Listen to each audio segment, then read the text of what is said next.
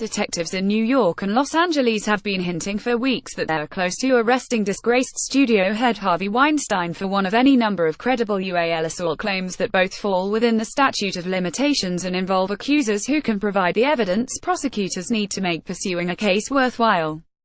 As the various investigations into Weinstein went toward completion, The Guardian is reporting that police departments in several disparate jurisdictions are collaborating to help strengthen their cases and ensure that the maximum number of prosecutable cases are brought against the one-time mogul. Detectives in several cities investigating Harvey Weinstein for crimes are likely to be collaborating as they build evidence and assess whether the film producer can be arrested and charged, experts believe. Investigators in New York, London and Los Angeles have opened criminal cases against Weinstein in the last 6 weeks, as the disgraced producer faces lawsuits on both sides of the Atlantic following a flood of accusations of UAL misconduct. Los Angeles Police Department (LAPD) detectives have interviewed witnesses in preparation for presenting a case to the district attorney's office. The DA will then decide whether to press criminal charges over accusations that Weinstein raped an unnamed actress in a hotel in Beverly Hills in 2013, according to David Ring, a lawyer for the alleged victim.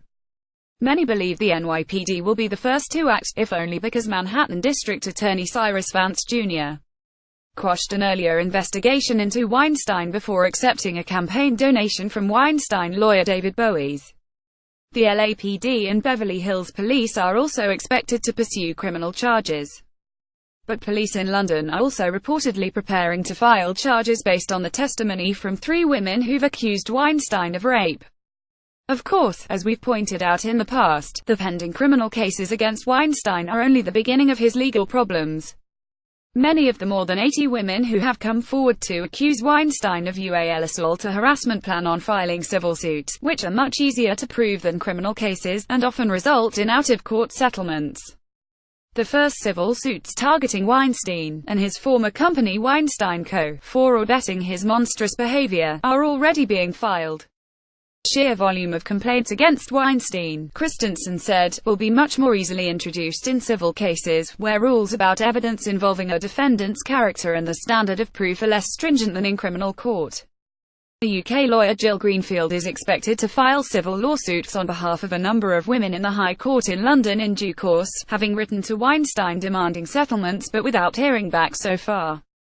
"People are contacting me," she said. "I'm expecting to coordinate a claim for a number of victims." Following the decision not to charge Weinstein in connection with her case, Amber Batalana Gutierrez signed an agreement in which the film producer paid her $1 million. "I thought I needed to support my mom and brother, and how my life was being destroyed, and I did it," she told The New Yorker earlier this week. The actor Dominique Hewitt filed the first civil suit since complaints against Weinstein came pouring out in early October, in the New York Times. She is claiming $5 million in Los Angeles Superior Court, alleging that the Weinstein Company aided and abetted Weinstein in repeated acts of UAL misconduct. Of course, Weinstein has been hiding from the world, reportedly wearing disguises when he ventures out in public, communicating with the world only through his defense attorneys Ben Brafman and Blair Burke. With penury and incarceration looking almost inevitable at this point, he'll need all the legal guidance he can afford.